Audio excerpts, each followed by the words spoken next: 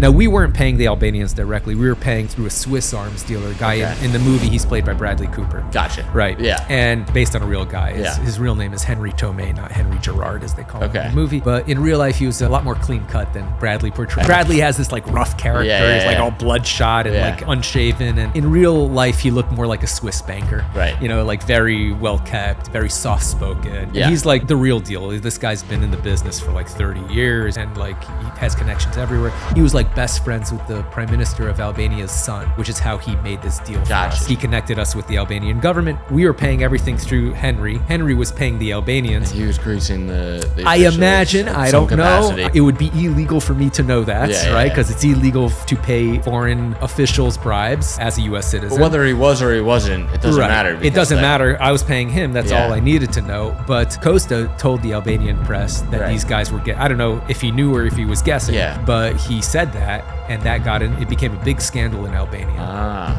And like a week later, Costa ended up dead.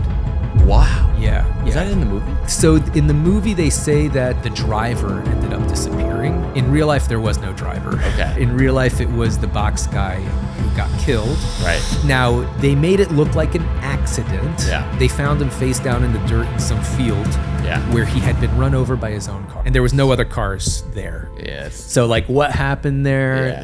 Of course, the Albanian government classified it as an accident. Right. Gotcha. And they closed the investigation and that was that. That was done. But I don't think anyone really thinks it was an accident. You know, I think that most people think it was because it happened like a week or two after the Albanian press published their articles that Albanian politicians look really bad. And it came out later the Albanian politicians were in league with the Albanian mob who were getting a piece of the action.